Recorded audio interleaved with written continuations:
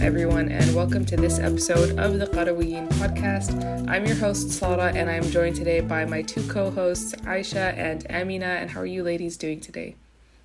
Assalamu alaikum, Zara. We're good, alhamdulillah. How are you? I'm good, alhamdulillah, and I'm very excited to introduce today's guest. We're joined by the lovely Iman Masmoudi. Iman, how are you? Thank you for joining us. I'm great, alhamdulillah. Thank you for having me. I'm so excited. Yeah, so are we, alhamdulillah. I'm so excited to have you. Yeah, I'll go ahead and briefly introduce Iman, but we're going to have a really interesting conversation about a lot more, about her work and her background. But just to briefly introduce, Iman is the president of TÜNIQ, which is an ethical clothing brand applying holistic Islamic ethics to its sheep-to-shop manufacturing cooperative. And she graduated from Harvard with an honors BA in social and political theory and Islamic history, and received her MPhil in classical Islamic history and culture from the University of Cambridge. She writes and works on Ottoman North Africa, Islamic Law, and sacred anti-capitalism, all of which sounds really amazing, mashallah. So Iman, go ahead and tell us a little bit more about yourself and also the story behind TÜNIQ. Yeah, thank you guys so much. It's wonderful to be here. I think the bio was fine, but just a little of my personal background. I grew up in North Carolina in the U.S., which Americans know is in the South. And, I still have a lot of love in my heart for the South of America, for the South of the United States of America, even though everyone is familiar with the fact that people are sometimes racist. On an interpersonal level, people are usually very polite and nice. So it's a very strange dichotomy to have grown up in. And my parents are both originally from Tunisia, when they've actually both moved back there now. I know a lot of people find that really interesting because probably a lot of listeners also maybe come from an immigrant background, and maybe their parents are thinking about or dreaming of, going back to the homeland someday. So my parents actually did it and they love it, alhamdulillah. Alhamdulillah. As you said, I graduated from undergrad a few years ago in 2018, and TÜNIQ started in the spring of 2018 when I was planning to graduate. It really started as something small, like we had I did not expect for it to last this long, subhanAllah. And it was like something to do and explore because I had this mandatory deferral period. I did this program with law school. I'm attending law school, inshallah, which is a graduate program in the US. And I did this early application thing where you take 2 years, you get in early and you take 2 years off after you graduate. So I had this time, subhanAllah, and really I would not have done something so strange and out of the, out of the path I thought it would take if it wasn't for those 2 years. So alhamdulillah, for that time that I was kind of forced into. The original idea really was something very small. It was we knew some craftswomen in Tunis, and we thought that their embroidery was incredible, and we thought that it wasn't really known around the world, or it wasn't being sold anywhere around the world. So we thought we'll just throw up an Etsy shop for them, and we'll kind of help them take better product photos and help them with the design process a little bit to create something that people would like to buy in the US or in Europe. That's it. And we actually had a different name at first. It was called Munawwara, which is, she is radiant in Arabic. And it was just all about these women's crafts and the embroidery process. And then once we started, it was, for me, no question that if we're going to do this, it's going to be done the right way. And I had no idea what that would mean, actually, how difficult that would be before we started. And I think if I did know, we wouldn't have started this project because it was, subhanAllah, challenges, every single step was some of the most difficult things that we've ever had to do. Me and my mom, who's my business partner, and my sister as well, who's also involved. So it really started with small vision, and then we once we had to get into the weeds of things, we had to start asking questions around, okay, so we want these women to embroider, where do we get fabric from? And then where does fabric come from, and how is fabric made, and how are dyes achieved, and where do fibers come from, and all these questions. We spent a long time just researching that, and experiencing successive waves of just shock and really disgust at learning at what goes on in the textile industry. But then the counterbalance to that is experiencing a lot of awe and beauty when we were driving around Tunisia in our car, just me and my mom and my sister with like snacks, and we just show up to like random towns and go from door to door asking, do you know any weavers? Do you know anyone who spins their own thread? Do you know anyone who does natural dyes?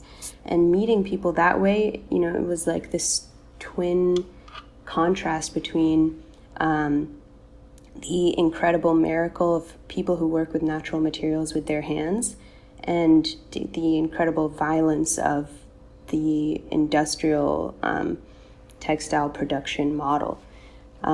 Seeing those two in contrast, it just lit a fire under all of us, and we were like, this needs to change, and we have the opportunity to build something here that can model a different way of producing clothing, inshallah. It's always like, I come from that, I read all these like revolutionary thinkers and whatever classes I took in undergrad, and they definitely had an influence on me, in addition to obviously our Islamic ethics around viewing the creation as a holistic piece of nature, that all of which reflects God. So, bringing those things together, we tried to kind of design from the ground up something where we can produce clothing, we always say from sheep to shop. So it's like literally from the sheep, the clothes, the fiber off of their back, spinning it into thread, weaving it into fabric, dyeing it with plants and herbs, and cutting and sewing that, all of that being done by hand. And in Tunisia, in people's homes. So we have a distributed, decentralized production model where it just moves from people's homes to homes. There's no centralized factory or anything like that. Everyone owns their own means of production. And then we share profits, quarterly or at the end of every year. When we have profits, inshallah, they're distributed among the artisans who worked on those items. Alhamdulillah, it's been the best thing I've ever done. It's been the biggest blessing to be able to work on it, and I find so much beauty in it. Alhamdulillah. Alhamdulillah. Alhamdulillah. That is just such a beautiful story, Iman. SubhanAllah. It's, first of all, I really kind of relate to what you're saying, and I think it's a great lesson for all of us to hear that sometimes amazing big things come out of just small ideas. And hearing that literally you thought this would be an Etsy shop, and now subhanallah, like I go on the TÜNIQ website and I'm seeing all of these amazing content, not just of things that you're selling, but how you're actually educating people about the whole process of what goes into producing our clothes, and why it's so important that we value this, and that we protect the crafts and the talents of people in different countries through our consumption. Is just so amazing, subhanallah. And to be honest, actually, I'm going to mention that part of the site, the Learn tab, because I really loved that. I've been on the TÜNIQ site like a couple of times, mashallah, since it started, and always, I go on the shop tab, right? I want to see what I can get. But then when I looked at the Learn tab, it was just an amazing insight into actually what goes on behind the products that then you're seeing. And particularly something that really I found fascinating was your breakdown of your costs of how, I think it was one of the jackets, you can correct me if I'm wrong, is made, and how much each stage of production actually costs. And first of all, mashallah, obviously that's a credit to you guys as being such a transparent organization, that you're actually upfront about these things before people even ask. But then, subhanallah, it was such an education to me, because I'm looking at all of these processes, and sometimes we don't think about the fact that garments go through all of these processes. We know it in the back of our minds, but we don't look at something and think that, oh, this must have cost this and this must have cost that. And when you go through it and you see that actually all of these costs for all of these different stages are very reasonable, you realize that the fact that how much must the people who make other clothes, other products that we get, be being paid in order to buy the, ridiculously cheap clothes or fabrics or whatever else that we get? What ultimately must they be getting for it if this is really, what it costs, and to be paid a fair price? Yeah, and that's what I admire about like you talking about the process of like how you guys went about figuring out like step-by-step production and then sales, and then also bringing profits back to like the people making the clothes. And I've watched like videos also about like how the clothes are produced. There's so many opportunities to like cut corners, and you wouldn't even be considered cutting corners like in the clothing industry. It would just be like considered efficiency, and like, that's like, so like supposedly like smart business thinking is just like finding the cheapest way to do everything. But you guys did not do that. And it, there's a lot of like intentionality and like consciousness about each step of the process, even the packaging and everything. And I've had these conversations like a lot with people lately, it's interesting how like environmental consciousness is not, it's kind of a fad in the sense that it's very popular to talk about it. And it's also the trends in that whole conversation have been changing. Like before it was, at least when I was growing up, it was like recycle and you will change the world. And now it's like, corporations are destroying the earth, so my recycling doesn't matter. But I feel like it's ironically pushing people away from thinking about personal responsibility, because like, yeah, we should be aware of like where environmental degradation is actually, what the sources of it are, but I feel like we're also removing ourselves from the process, from the conversation. So why do you think, Iman, that it is actually important for us as Muslims, but also just generally as humans who are participating in the global economy, why should we be conscious of what we consume and how it's produced? That's such a good question. There's so much to say, and I think for me, like so much of it hinges on an Islamic worldview rather than like a materialist worldview on activism, because we don't as Muslims look at actions purely based on the net result of what they produce in the physical world. Because sure, it's negligible for you to buy your fruit wrapped in plastic from the grocery store versus wrapped in paper from farmers market. The external impact is not going to solve climate change. But that's why, we as Muslims, not only do we obviously believe in individual accountability in front of God, but also that when we take actions externally, it cultivates an internal reality as well. And, we see that constantly through ways that we worship, the fact that salah is a physical act that we move our body through, that then cultivates the internal reality that allows our hearts to be, in line with the type of spirit that we hope to create, inshallah, and may Allah allow us all to do that. So these sorts of actions have an impact on our hearts, and that is extremely important, if not more important than the net external result that each individual would be able to create. So that's one reason. I mean, I think when you start to do these things, you will feel a difference in yourself. And even myself, like, I always worry that when I talk about these things, people feel like I'm judging them. So I constantly try to remind people, like, 100% I was a fast fashion shopper. I was, someone who did not care about single-use plastics or whatever environmental concern you could bring up. Like, yeah, I would theoretically care, but I was not, it did not connect in my heart that this is something extremely important. And, just spending all the time that I've spent in the cooperative with natural materials in artisans' homes, or seeing them work with their hands, has completely changed my soul and my heart and my eye for like what I see as beauty. And now I'm like literally, I'm like physically repulsed by like plastic things or by like polyester fabrics. Like I actually can't bear to be around them. There is a spiritual reality under these things.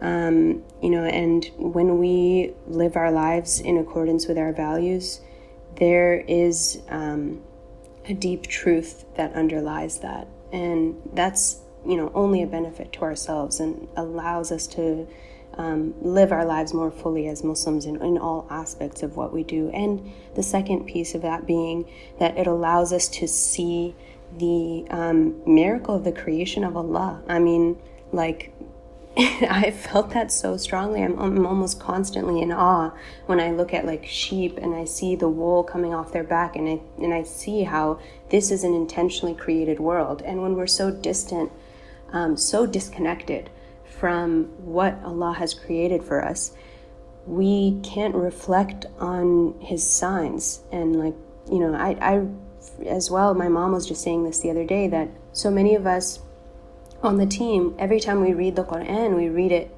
even differently now, having gone through this experience of having the blessing of spent so much time with artisans and with natural materials. When God calls us to reflect on His signs around the world, I always found beauty in those verses, but they really impact me differently now, because I have spent time with those materials in my hands, and I have seen how they transform, and I've felt how much of a blessing they are. When we're so disconnected from the means of production, where our food comes from, where our clothing comes from, the impact that we're having in our cars, in our homes, our air conditioners, whatever you can think of, we are disconnected from the signs of God. So there's so many reasons for us in particular as Muslims to care about this. But to talk about, the actual impact, guys, like, it really does have an impact. Like, even like you can organize your communities, if you organize your family, if you organize your place of business, like, sure, we can say like, oh, it's corporations that are doing this, not consumers, but corporations are all run by human beings, and any business that you work in, you can create a policy change. Whether it starts small or big, like, you are creating. This is how movements are created. This is how revolutions happen in the world. We've seen it time and time again. It's, always come from mass amounts of people mobilizing. So, of course it will have an impact, inshallah, in the long term. I just tried to also speak to, those factors that are unseen and that are so important as well. Coming off of that, I'm really glad that you mentioned the idea of accountability, because the concept of accountability and, Hisbah has always been something quite central to Muslim communities. And in the marketplace especially, because, there were actual people appointed, the muhtasibs, to ensure that businesses were running in the correct way and in accordance with Islamic law and honouring the rights of both the seller and the buyer. And, something I was reading quite recently about, in the Ottoman era, they had like a guild system, and this was used to help regulate the marketplaces and, for quality control and also for ensuring the rights of the locals. And, they had guilds for like everything from like milk to meat. And in Ottoman Jerusalem especially, they were really, bread was like a staple for them. And they had like a very solid, a very well-functioning guild for bread. And they had to ensure that, they were fresh baked bread every day, made within like a specific time frame with a specific flour and using a specific method. And there was a quota that they had to meet, and to ensure that everyone in the community was afforded their right to bread. And anything less would not be acceptable. And these standards were firstly there to strive for ihsan, firstly, and also to honour the community's rights to purchase good produce. And there's this anecdote where, on one occasion, the bakers, for some reason, they just decided, let's stop making bread today. And this, just wasn't enough bread for the people in the marketplace. And when the inspector came, he was livid, because this is a travesty, right? Like, the people need their bread. And he went, weeping to the Qadi about these treacherous bakers who, just weren't baking bread anymore. And he demanded that they'd be punished. And they were actually summoned to the court in front of jurists and given like a very harsh warning, and made to pledge that they would not do this ever again. And this sounds a lot just, for bread, but the essential message is that, there are standards that need to be met, and that the rights of people have to be honoured, as, people who buy and sell, and that you will be held accountable if you do fall short. And this accountability, maybe we don't have it, on a very personal level now, because we don't really have like a khilafah or anything. But, from a theological angle, we will be held accountable as Muslims. Not today, but on, the final day we will be. And so every deed and every action and every choice that we make, we will have to answer for it. And this should undergird every one of our actions. And, we want to live in a way that is most pleasing to Allah. And, how can we, especially with us who are so privileged in the West, how we can't get away with taking part in, perpetuating these violent systems where we do, purchase products made in sweatshops and, even, produce products that aren't meeting the standards, and just dishonoring the rights of people, and think that, we will not be held accountable for it. And then, as you said, there is a spiritual part of it too, and like a metaphysical angle. We have barakah in Islam, right? And this is like an attachment of divine goodness to a thing where unexplainable increase in benefits, because we don't really know how to explain it, but this will be linked to our obedience to Allah and His law. And do we genuinely believe that something that is obtained through a means that is less than halal, or in like an immoral way, will be showered with Allah's blessings? And without Allah's blessings, things like our time and our income and our wealth and our efforts they're empty, to be fair. And I feel like for this reason, we, especially us, because we have so many options, we have to look at what we consume, and we can do a lot better. I was just gonna add slightly to that beautiful reflection, because I am also fascinated by the system of muhtasibs and guilds and marketplace regulation, and it was something that I actually really wanted to spend a long time researching in the early days of TÜNIQ, because the fundamental question for me was like, okay, I'm very much put off by business and capitalism in general, and I don't see like beauty or morality there. I think a lot of us feel that way in the modern world. And yet we know that, our tradition is one that, the Prophet ﷺ himself engaged in trade, and, the blessings of, a moral trader or business person, are discussed in many hadiths, and also mentioned in the Quran as something that God has made permissible for you. And even metaphors of trade and business are frequent throughout the Quran, and sometimes even stand in for metaphors of justice. Even the question of scales, like the scales of justice, ultimately come from the scales of a trader when they weigh something out for you and give you a fair price for it. So it's like a fundamental principle for us as Muslims and for all of humanity. And it's clear that like people have traded and done business and commerce with each other for so many years, and it's only in the modern period that it's become this grotesque thing that is destroying the planet and our communal ties and our relationship to nature and our relationships to each other, and created such massive wealth disparities and all of the sources of injustice that we know of. So I love to study that history. It was really important to me, and I think it's really important for us as Muslims to reconnect to those ideas.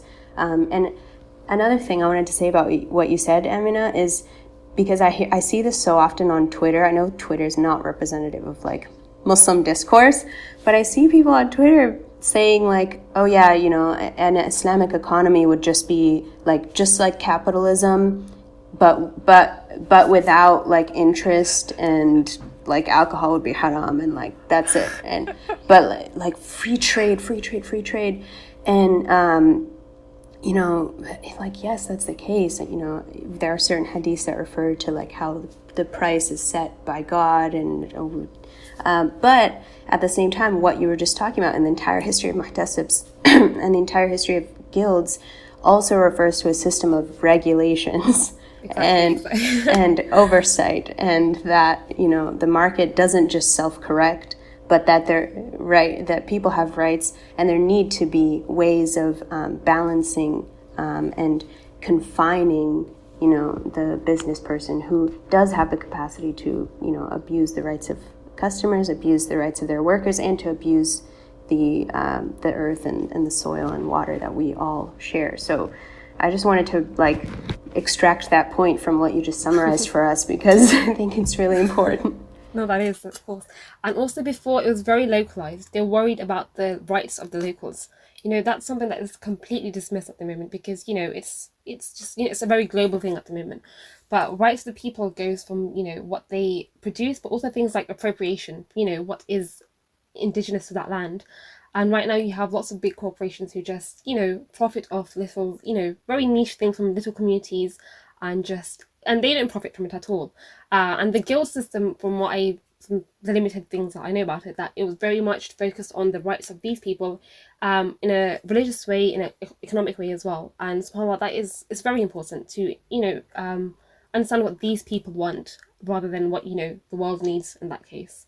Right, subhanAllah. And also in an environmental sense. I mean, I know, for example, in many muhtasib text manuals around how they apply regulations, it would be like, bakers have to put filters on their ovens to not produce too much, black smoke in the air for people, because people have the right to clean air and people have the right to clean waterways. You can't dump things in water. And this is one of the things that happens on such a disturbing scale in the fashion industry, is the pollution of waterways.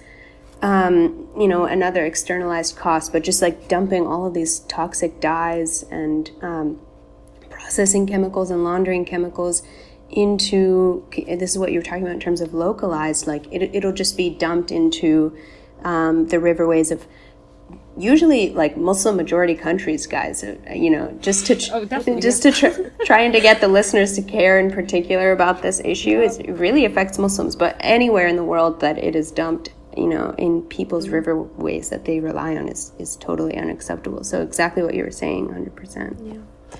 It's so fascinating to hear just how much all of these considerations are already a part of, not just, of course, Muslim civilization, but obviously here we're talking about Islamic history, how some of these things were mentioned, how people thought about the impact on the environment and the rights of other people, and particularly with, kind of, as Zara was saying earlier, with environmentalism kind of being a little bit of a fad now. It's something people, we know about, but I think we aren't able to draw the lines between our actions and the results that we're seeing, which is crazy, because we know that climate change is an existential threat. It is something that is going to affect our generation particularly, and definitely all the other generations to come.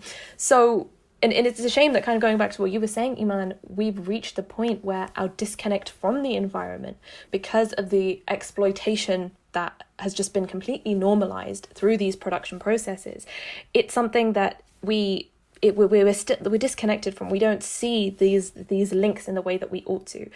Ultimately, this is a man-made crisis that is fed directly by consumerism. And if we're ever going to kind of even try and kind of scale back the damage that we're doing, we need to evaluate our approach to that and how we consume and how we produce. Yeah, absolutely. I mean, if I would just say one more thing, it's that the solution is, I think the problem is a matter of scale, right? It's the fact that we're producing at such a large scale. We've globalized supply chains. We've, everything has become so massive, agricultural business. We lose biodiversity in farming when we have huge farms that just have, monocrop farms, and the same thing in fashion, the same problem. And so the solution is actually to do things at smaller scale. And I think that should be really empowering for people to hear, is that being part of the solution means, how can you be even just a single person producer of anything, food or any kind of textile, art, or any sort of alternative need that people rely on in our communities. So I know the problem feels like too big, but the solution is actually to scale the problem down, and so to bring it back to the human level rather than the mechanized level. And all of us can do that. Yeah. I love that you put it that way, because it does, again, it brings it back to what can I do as an individual? Because it's one thing to sit here and complain about the dangers of global capitalism. It's another thing to then take the next step to deal with it ourselves.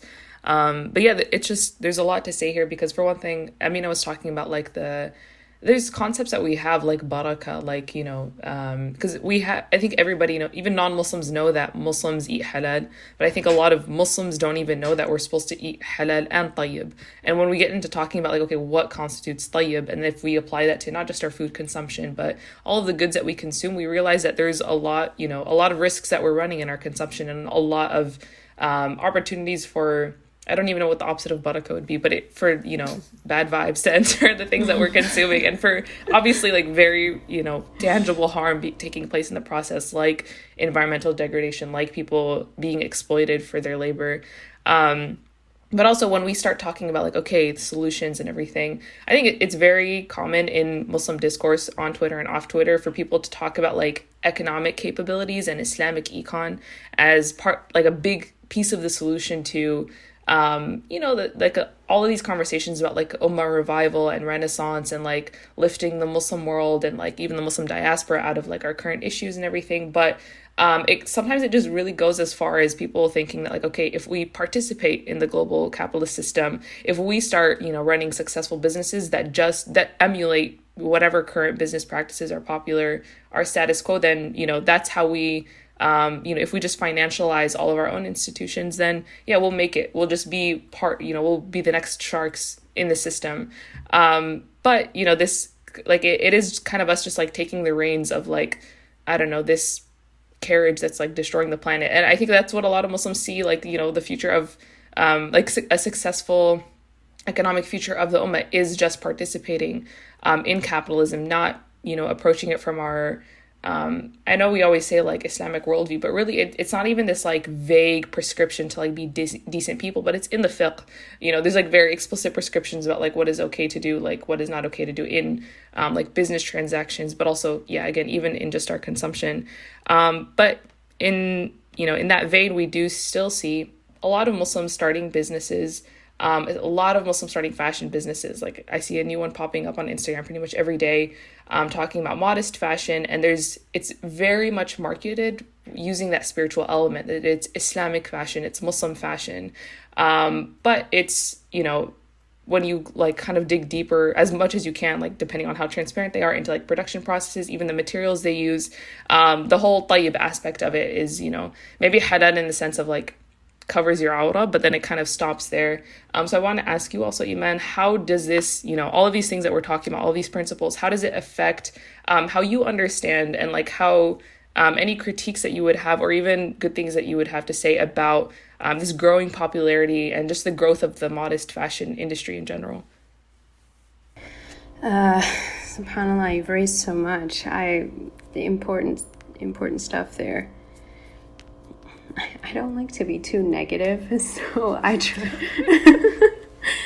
We gotta be realistic, though. I try to give people hope, but I actually, just to tell you what I feel in my heart, like I actually think that the vast majority of the Islamic fashion industry is an embarrassment to Islam. Like it's just not what I think our religion can offer the world.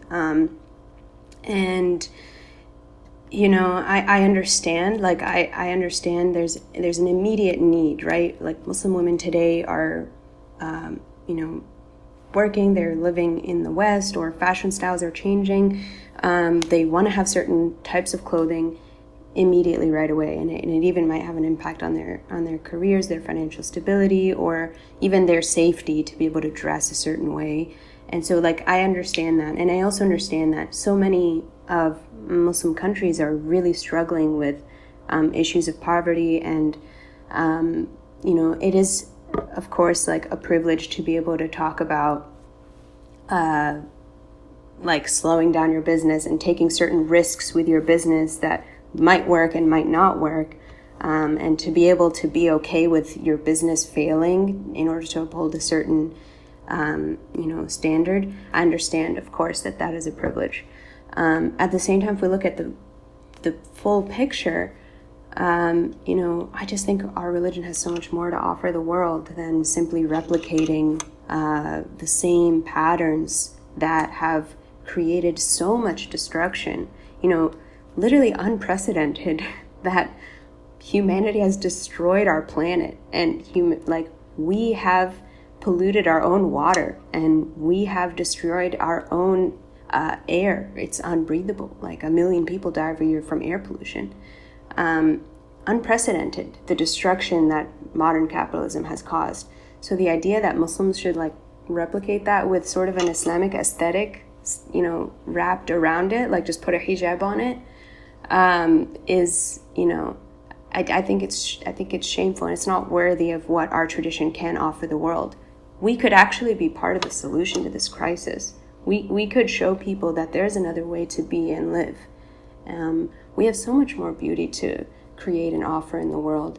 And I know a lot of Muslims do actually care about this and are working and have been working for, like, long before me for decades and for centuries all over the world, in the West and also in historically Muslim countries.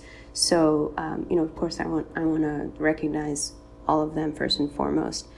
But, I would love to see Muslims focus on that. And I totally get, like, the rhetoric of, like, oh, our countries are struggling with poverty, so what we need to do is just make a ton of money and then we can compete with the West. Because, the West is successful and capitalism clearly works. To that point in particular, I would say two things, which is that, even putting aside all of the destruction, the environmental degradation, and saying, like, look, it's not even financially sustainable to destroy your own planet, like, that doesn't make economic sense, even putting that aside, historically and up until this day, if we're particularly talking about the US, for example, the US has actually never proven its economic model without relying on the direct subjugation of other peoples, in terms of cheap or free labor, or in terms of extraction of natural resources, et cetera, et cetera. So it's not like Europe and America are just, like, in a bubble working on, doing capitalism and they're getting rich. Like, their system directly relies on the poverty in our countries.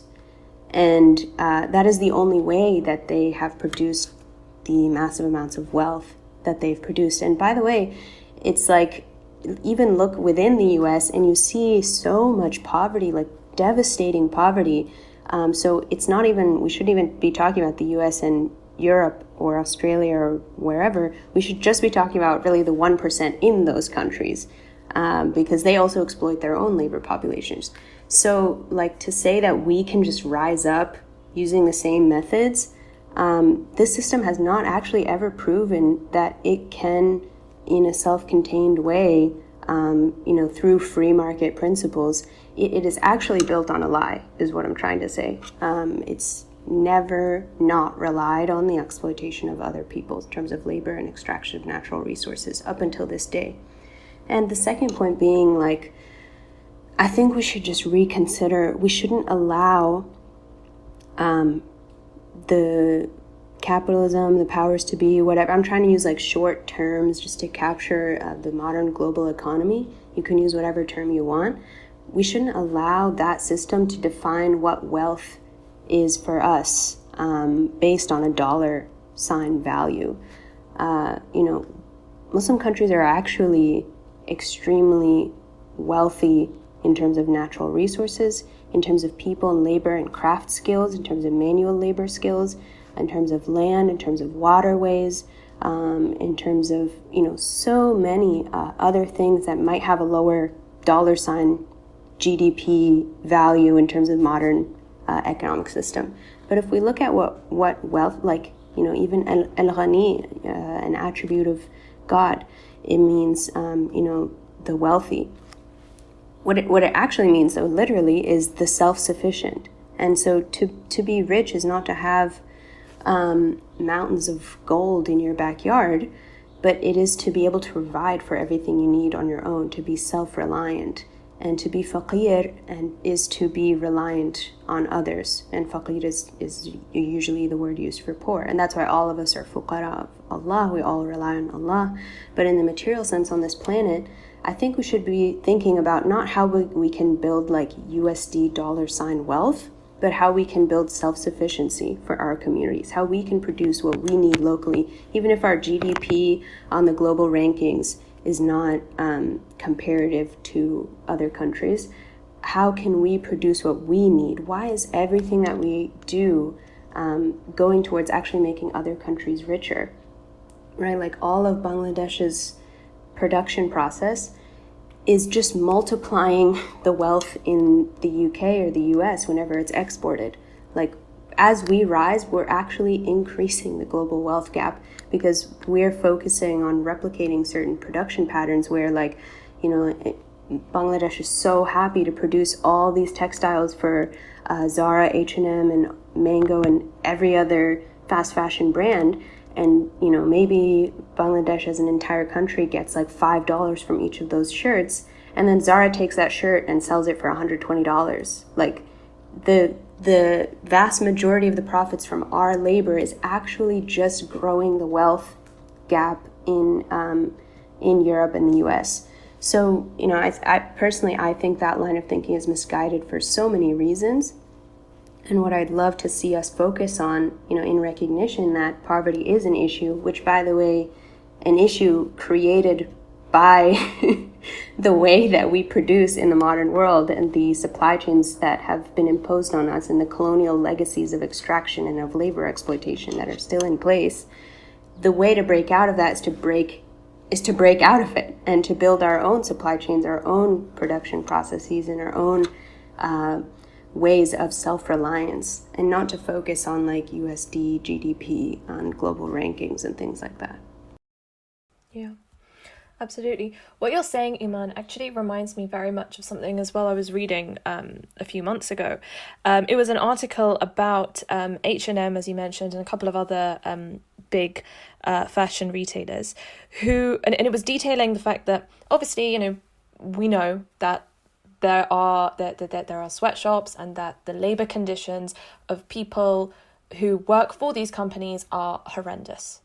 And, you know, many people obviously make the growth argument still, as you say, and other people say, you know, we should boycott them. But it was actually showing how, regardless of which option you choose in relation to this company, they benefit both ways. Basically, H&M, they produce 20 seasons a year, 20 different clothing lines every single year, which is insane. You know, there's only 12 months in the year. In less than a month, they have a whole new different clothing range that they are offering to their consumers. What is not bought in Europe by shoppers is then carted off to countries, specifically Rwanda, where it's sold for extremely cheap there, like half the price. And what that does is it undercuts all indigenous Rwandan sellers, all of the people there who are making and selling clothes to their own population, a localized production chain. It undercuts all of that. And so again, still H&M are the ones getting the benefit. Whether if the people buy it in Europe and they decide not to boycott because of this growth argument that you've said, Iman, they benefit. And if people stop because, yeah, they want to boycott and they think that it's wrong, they're still benefiting. This is not to say, therefore, we shouldn't boycott. That's not what I'm trying to say. It just seemed to me so insidious, the way in which this corporation has structured even their backup plan, such that they're still hurting workers in the global south, regardless of whether their products are bought here or not. And I think just when we understand how insidious that system is, it should really, like you're saying, make us want to actually break out of that system. It's not just about even what we shop for on an individual level. It's about changing our attitude holistically to the way we shop. Where should we get our clothes from? Should it be from somewhere 10,000 miles away, or should it be somewhere closer? Think about not just, of course, the impact on the environment, but the impact on those people. What are the ethics behind all of those things? It just, what you're saying just really reminds me of our need to kind of approach this whole topic holistically. Yeah, absolutely. And I mean, just speaking to like secondhand clothing trade, because so many of us don't see it. If we live in Europe and the US, we might think that the scale is just sort of what we see at our local thrift store. So when I tell you guys like mountains and football fields, like thousands and thousands of football fields of mountains of clothing, like there is actually already enough, there's so much clothing physically on the planet today that we don't need to buy new clothes at all. Like there's so much. And I see it like, you know, I'm sure maybe if you guys go back home, if you're from immigrant backgrounds, like I see people just walking around the street, like, you know, with a shirt that I saw like 15 years ago in like Abercrombie and Fitch or something when I was growing up. Or I see people like this, it's a global system that even our communities everywhere in the world are now like relying, they're now dependent on that cheap secondhand clothing trade that you were talking about. What would happen if it were taken away from them? You know, why don't we all like dress that way? Is it because we're too obsessed with how we look and being on trend. We don't want to wear clothes that's already like 5-10 years old. But if we're talking about physical numbers, like we produce over 150 billion new garments a year as a planet for 7 billion people, or however many billion people are on the earth. Within a year, half of those garments are discarded. Within a year. I mean, the scale of what we produce, it's just clearly too much. It's obvious to anyone who thinks about it. Like, so the idea just makes me laugh that like, oh, the market self-corrects and the market only produces what there's demand for. No, there's like manufactured demand. Like, they make us think we need more. They make us want more. They make their clothes not last long, so we buy more.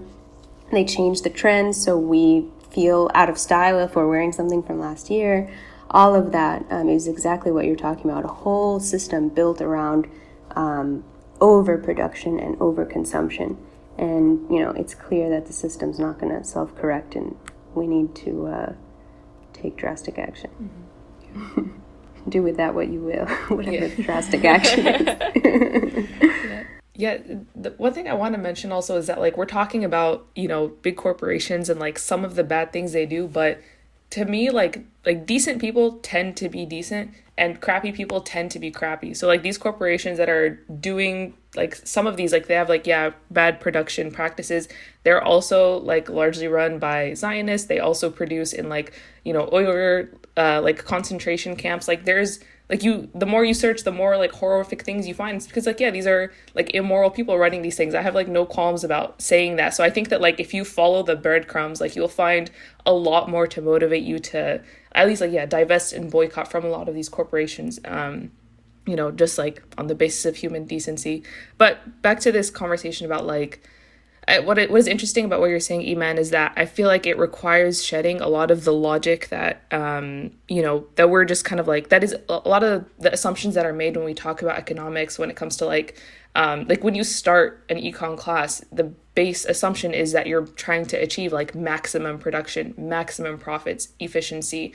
It's backwards logic to talk about like scaling down, being more local, just being self-sufficient, even though like this is, I think, a lot what, people are starting to move towards this. But when it comes to, us having this conversation between ourselves about like, how we don't need that much, we don't need this much clothing. It's another thing to go to this like Muslim business owner and be like, hey, you don't need that much profit. You don't need to produce these many, products. You don't need to sell this stuff that, even though it's cheaper, it comes from this really unethical source.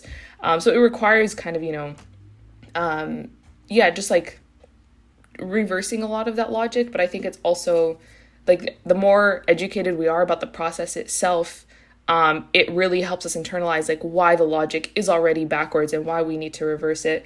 So how can we understand more this relationship that we've like touched upon, but we really want to like, talk more about, which is the relationship between exploitative work and capitalism. How do we understand how that takes place and why one is embedded in the other? Yeah, I want to preface because I'm going to refer to a lot of what people will recognize as Marxist ideas. But I think this is a whole other side point, but I think Muslims are way too dismissive of Marxist theory simply because he's like not a religious person. And, we don't do that with so many other thinkers just because they're not Muslim or they may even have been anti-religious, which is debatable in the case of Marx, doesn't mean that they don't have an excellent historical analysis, which I think Marx does, and we can critique it all day, but it's very worth engaging with because it points out, I think, the unique facets of what capitalism has done to global economic trade. Obviously, trade and commerce predate capitalism, so the question I think that's useful for people is what is unique about the way our modern economic system is constructed. We're like, what is the definitive element of capitalism? And for so many historians, and I really see this in the world, it's the manufactured transition of the vast majority of people from independent either agrarian, landowning workers, farmers, or independent producers, tradespeople, craftspeople, from small-scale producers to wage workers. And that manufactured transition involves forcibly removing people from land and from natural resources and centralizing the means of production into the hands of a small property-owning class. Everyone else then becomes wage workers. And the key element here is that there's the illusion of choice, right? It's not like slavery, like all of us can technically choose where we want to work, but we can't choose not to work because we don't own any real property, or we don't own any real means of production. Means of production would be like land, because you can produce, you can grow your own food, you can be a self-sufficient farmer. Means of production would be like a spinning wheel, because then you can spin thread, you can sell that on the market. You can, any kind of tool or craft or anything that can produce, you can use with your own labor to produce something that you can then use to support yourself. So the transition in capitalism is a manufactured transition in which the means of production are centralized in the hands of people. So that was like land enclosure movement in the UK is always referred to, where people lost access to the public commons. Obviously, we can look at colonization in so many of our countries as a process in which people are forcibly removed from their land and from the means of production are centralized in the hands of factory owners. And so there's an illusion of consent where we can all choose where to work, but we can't choose not to work. And we're utterly dependent on the small class of people who own the means of production. They own all the land and all the tools and all the factories. And they set our wages, and we basically, all we have left is our own bodies to sell our labor to these people. And they can then, create astronomical profits off of the labor of the vast majority of people. That's like definitive of what capitalism is. And we see how that has historically happened as a forced transition all over the world. And I think there are three problems with that. There are three aspects of that lead to inherent injustice. The first being that it inherently creates overproduction. So this idea of hyper efficiency is not actually the wisest allocation of resources. Like when you, the tunic weaver who's manually weaving something on a loom, he can weave maybe 1 or 2 rugs a day. An industrial mill can weave dozens, if not hundreds of meters of fabric a day.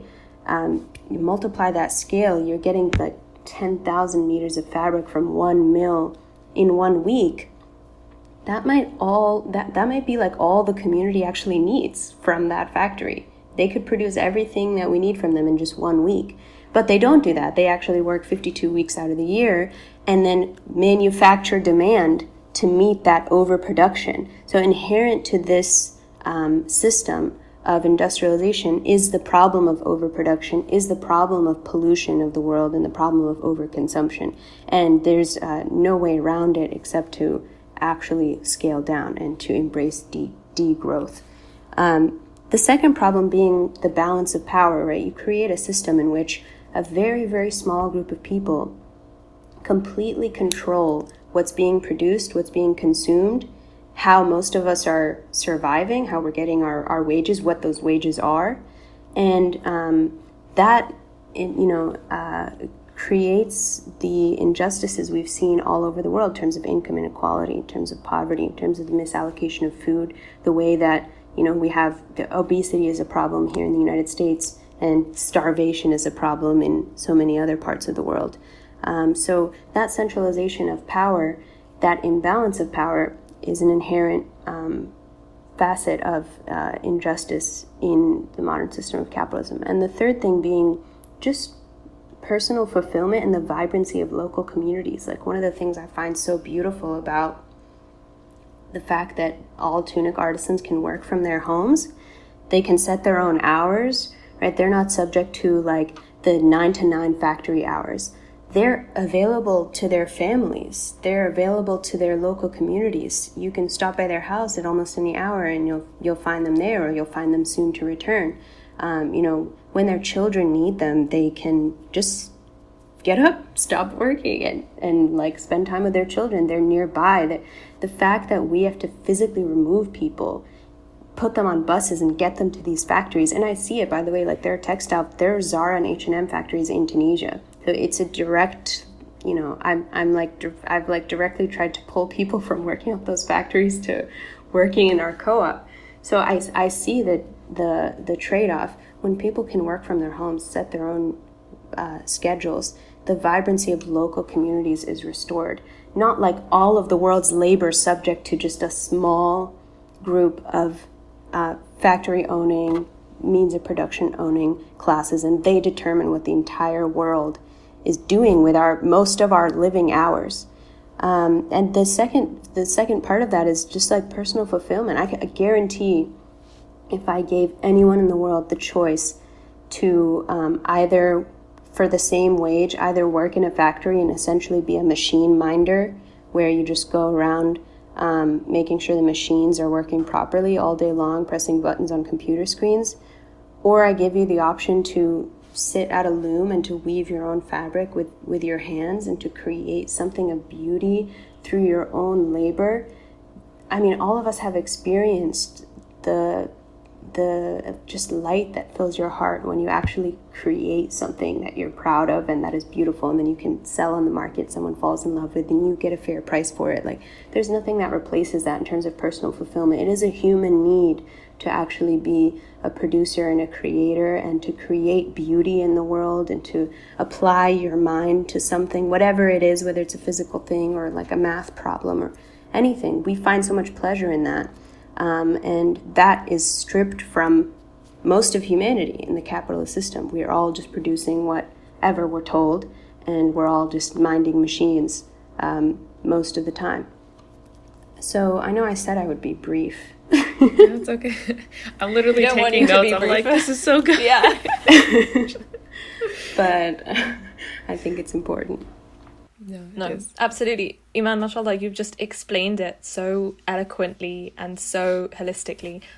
The only other thing that as well I think is so important to think about and remember when we are talking about capitalism and exploitation is the way in which it has commodified our labour. As you were saying, Iman, that's all we have left to sell.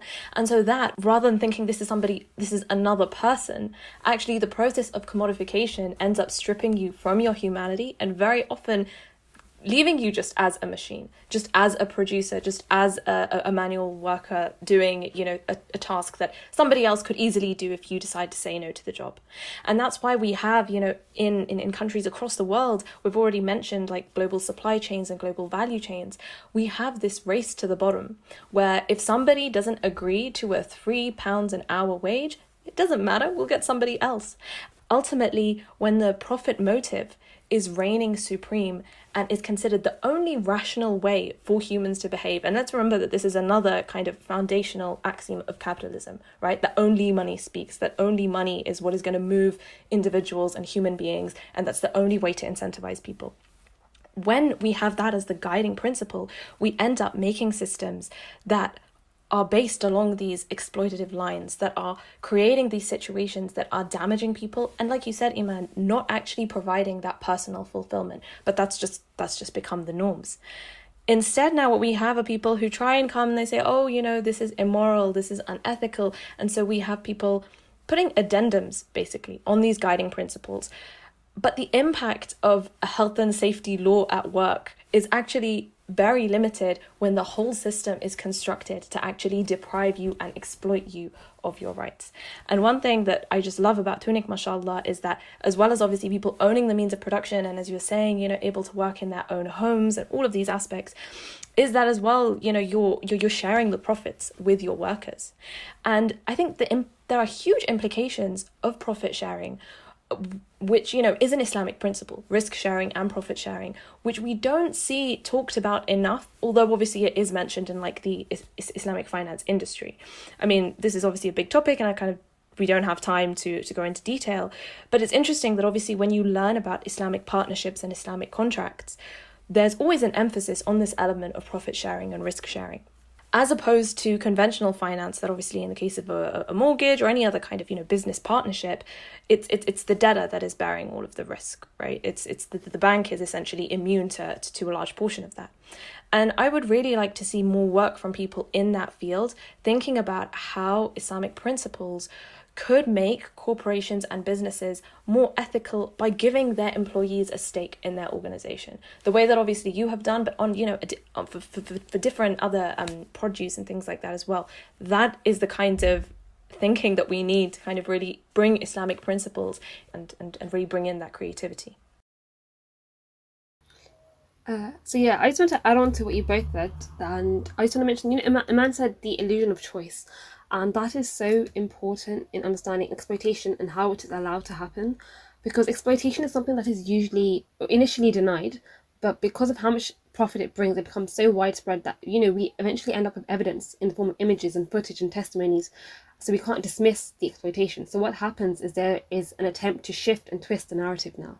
And we saw in China how, there was a denial of concentration camps initially, and now that's been reframed as, re-education centres. And as sweatshops have become such a widespread phenomenon, and maybe even the dominant mode of production today, we come to realize that, they are allowed to exist because there are moral defences made for it. And, that sounds so ludicrous because, how do you morally justify exploitation? Because exploitation has negative connotations, but there are definitely people making these defences, especially economists, I might add, but, that's a separate issue. But to make sweatshops seem more moral, what they do is they rationalise it by creating these binaries with situations that are deemed a lot worse. For example, if we don't employ these very poor individuals in our factories and pay them, then, they'll be on the streets begging, and, they might turn to crime and prostitution.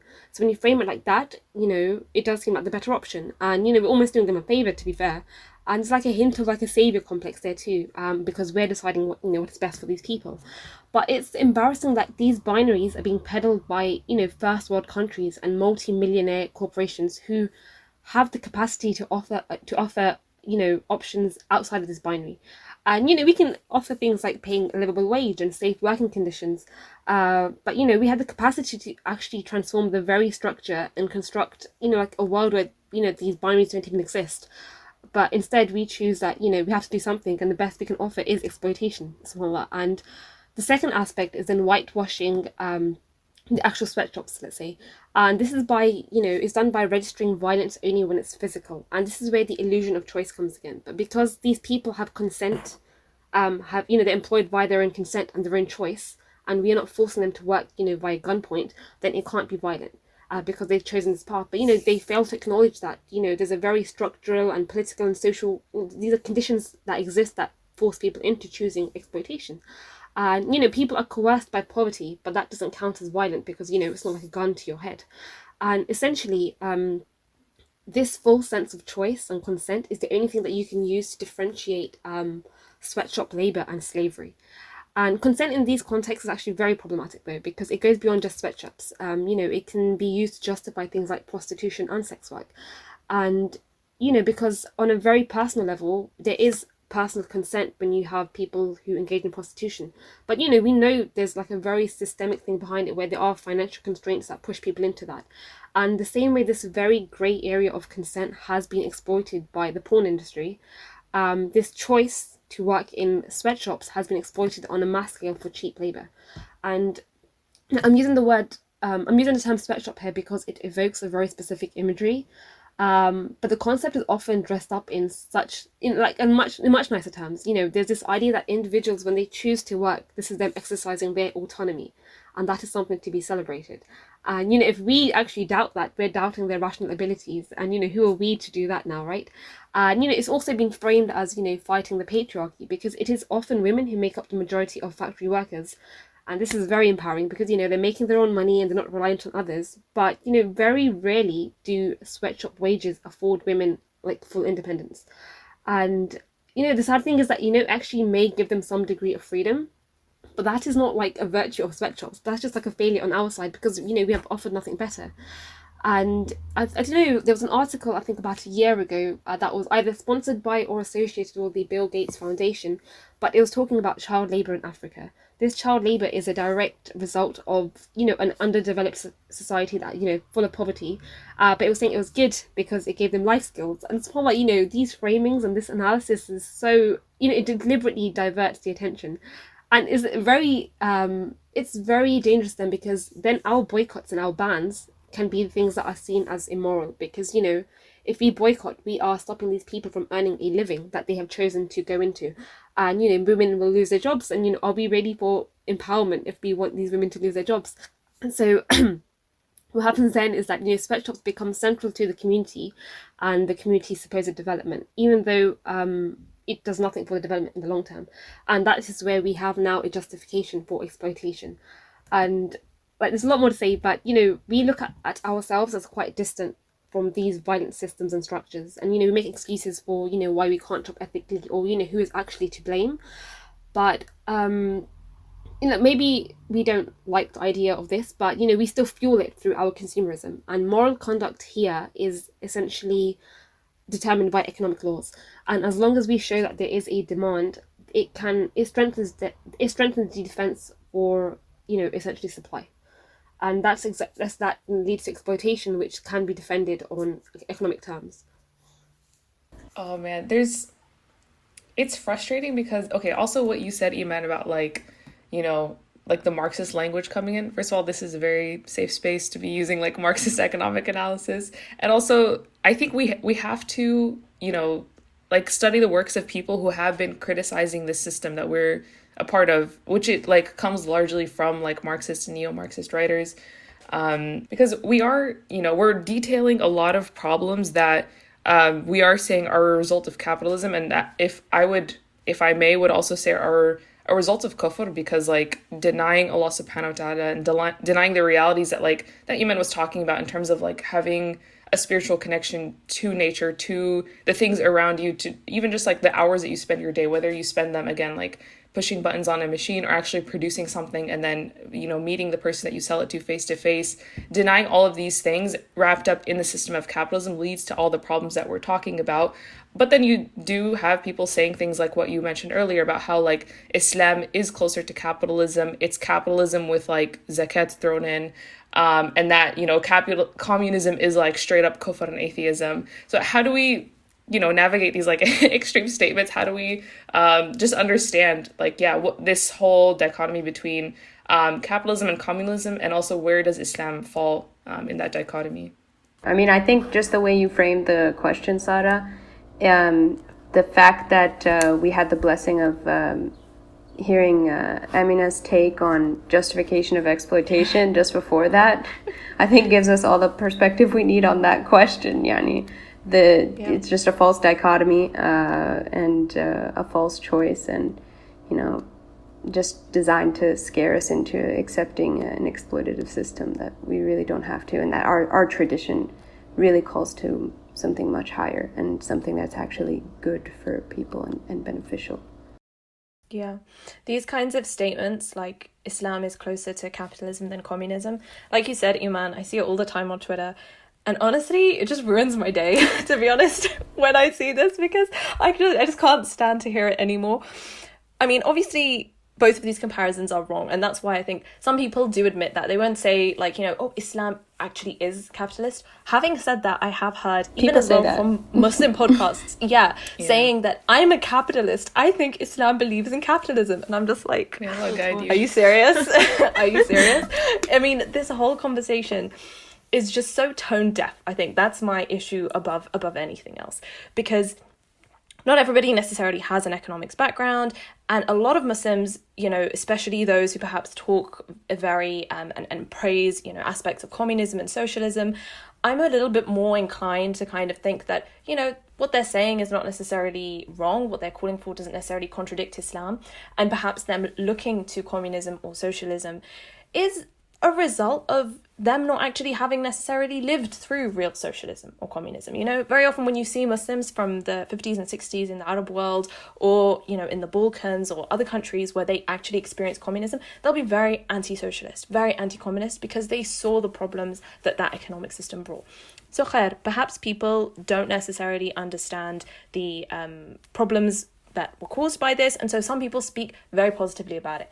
Having said that, I don't think most people do. Like, I think people are actually just responding to their frustrations at the current situation that we're in, rather than it being reflective of a deep ideological position.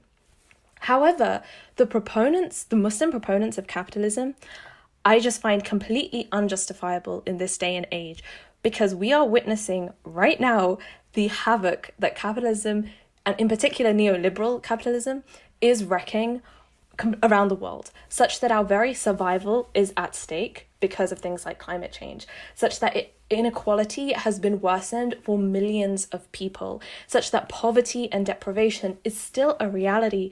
And despite all of this, people go around making comparisons between Islam and capitalism. It's just, actually, inshallah, that we are hoping to like have another article about this on the Qarawiyyin project. But essentially, I think it just stems down to what you were saying earlier, Iman, that, you know, people's definitions are wrong. People think that capitalism is just, you know, free markets, and because Islam believes in free markets, therefore Islam must be capitalist. And actually, there are different kinds of capitalism, and, you know, Islam can be mixed in with any of them. But this is really just such an illogical leap, where you're taking examples of pre-modern free markets without acknowledging actually the history of the situation, as you and Amina were talking about earlier, the guild system and some of these specificities to different places and different cultural contexts, but also the natural barriers to trade that existed in like the 7th or 8th century, where you in Syria can't decide to suddenly go and sell something to China without taking like a months-long journey plus, as opposed to now where somebody in China can undercut local sellers by selling it online in an instant.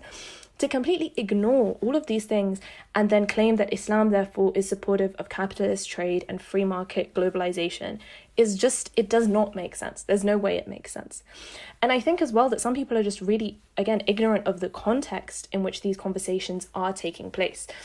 Namely, as I said, you know, obviously the advent of neoliberalism since the 80s, which means different things to different people. But here, let's just talk about it meaning the minimization of like state intervention in the economy and advancing individual economic liberties. But also since the 1990s, the financialization of whole economies in some regards, where ultimately growth is being driven by the financial sector more so compared to than the productive sectors. So when we have Muslims talking about pro-free market policies and Islam is about small government and businesses leading innovation and Muslims need to take, individuals or firms need to take the responsibility to do XYZ and the government doesn't need to provide XYZ, it's actually playing into a much bigger debate in political economy that is having a real impact on people's livelihoods, on entire populations' ability to be prosperous. And we can't just make these statements. It's a very big thing as well to say Islam is in line with something. You know, we can't talk about the deen without knowledge. And perhaps we think we know the deen, but if we don't know the reality and we don't know the context, I think we have to be very careful about things that we allegedly align Islam to and give justification to. Yeah, very well put, Aisha. And we can go on about that forever, I think. And I do look forward to, more writing on the subject too. I think, alhamdulillah, Muslims are, waking up to the realities about the global economic system, but also what role Islam can play in that and what, how we can provide something that is much more beautiful and more ethical, more beneficial to people. And I hope more people see themselves as, playing a role in that, because it's clear to see how literally every single human being is affected by these things, right? We all wear clothing, we all eat food, we all breathe the air. But also, women uniquely are affected by this in some particular ways. Amina mentioned some of them in terms of the types of labor that women are, supposedly choosing, but again, more or less coerced into. And also even just within the fashion industry itself, we talked about how demand is manufactured and we're convinced that we need to purchase certain things, that we need to look a certain way and dress a certain way in order to just, be decent, members of society. So I want to also ask, how do we as Muslim women recognize that, we are targeted by a lot of these things? I think sometimes women are, people try to blame women for participating in things like the fashion industry, not completely ignoring, again, like how companies manufacture a lot of these things, how they manufacture insecurities, and how the people around us, even, in our own communities, push those insecurities onto us, which then push us to participate in these systems. But then how do we as women kind of disengage from those systems and start to just break out of these things that we've unintentionally become a part of? I'll try to make this and follow the practical part, because thinking about what I've said so far, it's been very theoretical. I don't want people to get frustrated. I actually was just sewing up a hole in a pair of my trousers that I've had for like 5 years. The amazing thing about this question is that it sometimes seems really difficult depending on the perspective. But then if we realign our perspective, it's actually the easiest thing in the world. And what I mean by that is, like, at a high level in the West, you have like centers of like thought and think tanks devoted to like, how can we make the fashion industry sustainable? How can we produce clothing in a way that doesn't destroy the planet? How can we have a healthy relationship with clothing?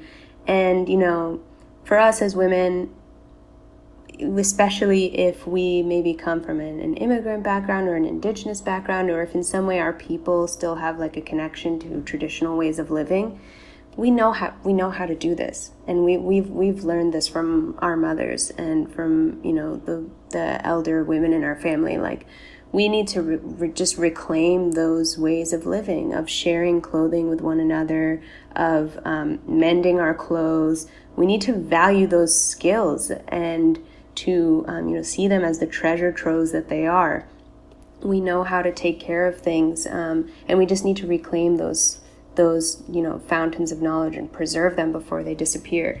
That's like one of the amazing things. Like, when I spend time with artisans, I really just realize kind of how just like dumb we are, or I feel really dumb. Like, I feel like I just don't know how to do anything. I don't know how to like hand wash my own clothes. I don't know how to sew. I don't know where things come from. I don't know how different materials work. Like, what's different about wool and silk or cotton, or what, all of these things. Like, there's these ways of just knowing how to live and how to do things for yourself with your hands and make things work. And all of those things are actually, not surprisingly, the most sustainable way to live, the most economical, affordable way to live, and the most fulfilling way to live in terms of actually having a meaningful relationship with all the objects that are in your home and with your local community, sharing your clothes, mending your clothes.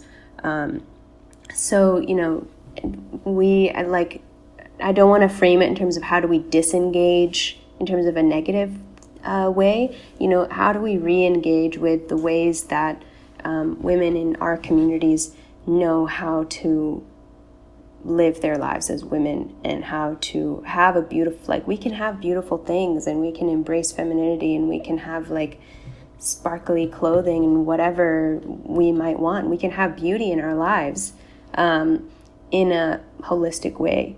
We just need to reclaim those skills, those fountains of knowledge and wisdom that we come from, and that indigenous communities all over the world continue to preserve, and see those as really the treasure troves, rather than whatever book on sustainable fashion Harvard is publishing this year.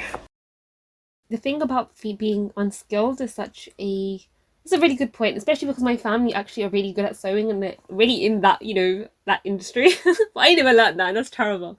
But with like more ethical fashion, it is expensive.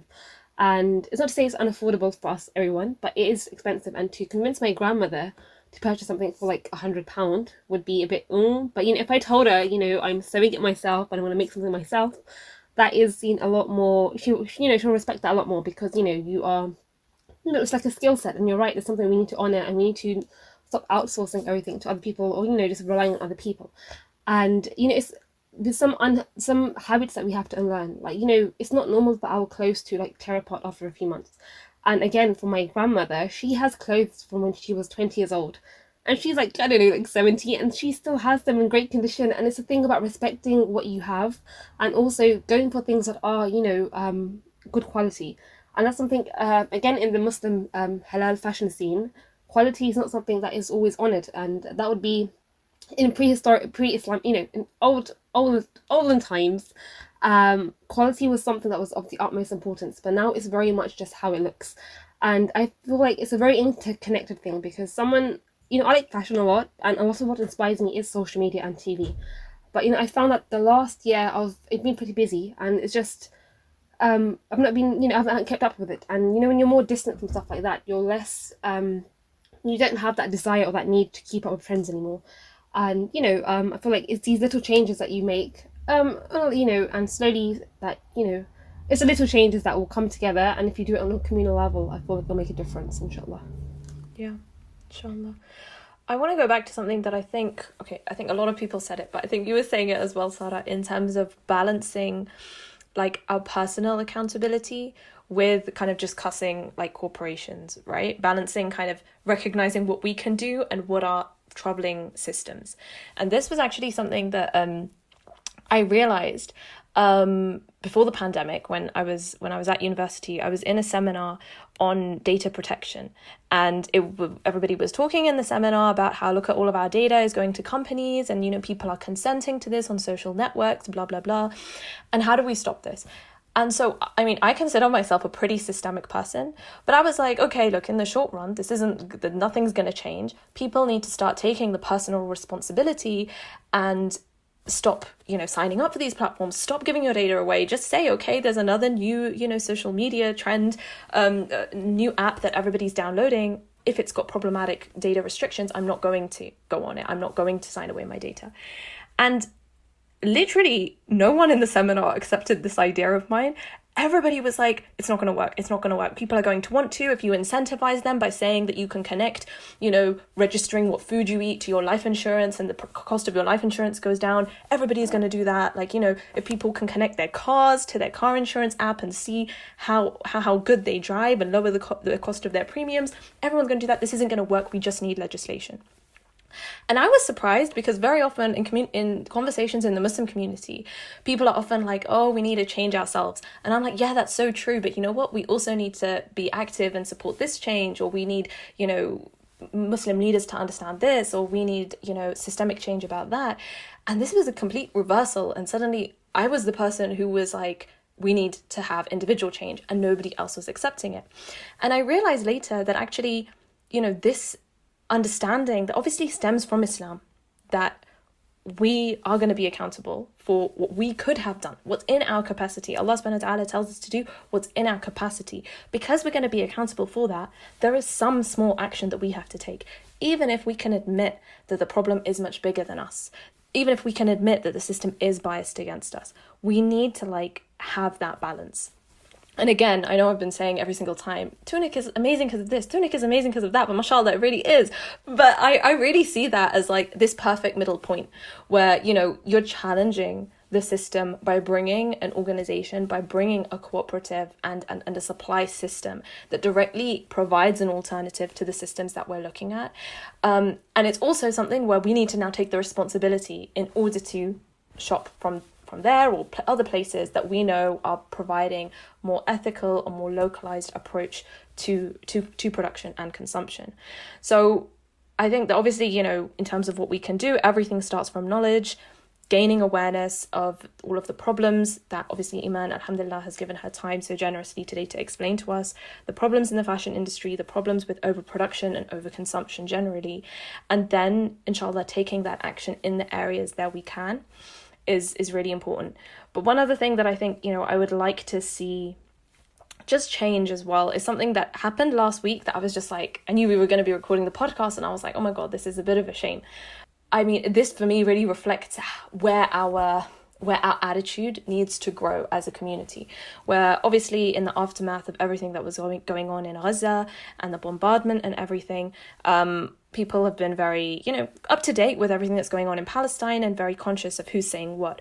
And I think it was a Palestinian model in the US who was like contacted by the head of Zara, the CEO of Zara, the head designer, there you go, who made like, very anti-Palestinian comments and very, very just like completely offensive Zionist propaganda rubbish. Yeah, they'd said that. And so after that, obviously, those responses were shared and everybody was like, oh my God, boycott Zara. I'm never going there again. How dare this head designer say that? And I was like, okay, alhamdulillah, it's great. We all care about Palestine and we're taking action against people who are spreading that kind of propaganda and have those opinions. But, we've known for ages that Zara is using the Uyghur forced labor in East Turkestan. Why is that not enough to motivate people? And I'm not trying to say that, some people care about more causes than others. I think that there's an awareness issue, but generally people, they have affinity and they have love for anyone who is suffering, and of course all Muslims who are suffering. I think that because that is cast, the East Turkestan issue and the labor camps are cast as a production, it's an unjust kind of labor standards issue, people just don't care about it more, as opposed to, a political issue, which is about colonialism and about all of this stuff far more blatantly, that people are more willing to, turn around after that and say, yes, we're going to boycott Zara. That, for me, needs to change. We should have seen that response when we heard about Zara using forced labor in East Turkestan and take a stand against an actual, aside from the fact that it's a literal and cultural genocide, take a stand for the fact that these are unjust practices. How come we wear clothes that are made by people who are trapped and who are being deprived of every single right under the sun, including their right to Allah subhanahu wa ta'ala? That is something that, inshallah, I hope that, through awareness like that we've hopefully been doing today and through initiatives like TÜNIQ, inshallah, we can see that change. Inshallah, I mean. Yeah, I really appreciate like the arc of this conversation, because we started talking about kind of like, Iman's background, TÜNIQ, like actual steps that she took, and then talking about like this broader backdrop to the whole conversation, talking about the global economy, about fast fashion, about capitalism and communism, and then bringing it back to, okay, but here we are as individuals, what do we do next? And I really appreciate the reminders that you guys gave. And also, I would just add that like sometimes it's not about, okay, where do I consume now? It's just, I don't need to consume as much. I don't need to buy more clothes. I can cut back. And it's really, I think it has more to do often with social pressure than like actual needs when it comes to like the things that we're consuming. And sometimes it feels like, are we really going to convince people to stop? And social pressure can take place, like a positive social pressure can take place on a very small scale. When it comes to, even just like among your group of friends, like it becomes a thing where we're like, oh no, we're not going to go to Starbucks. Like, screw that. Like, we're going to go to this other place, so we can make these like positive, we can change mindsets, both our own and then, slowly our families and our group of friends. So may Allah give us tawfiq to improve, in our own day-to-day actions, to be positive impacts. May Allah give you success, Iman, in your endeavors, and give success to TÜNIQ, and preserve and protect and reward all of the people who are part of that beautiful production process, and all of their families. I just want to finally ask you, Iman, to tell us where we can keep up with you and with TÜNIQ on social media. If people want to find out more, if they want to visit the website, where can they go? Thanks, guys. I think I'm on Twitter. I'm not on so much on anything else, at Iman Masmoudi. Are we gonna put it in maybe the description or something? We'll put it all so I don't need to spell it.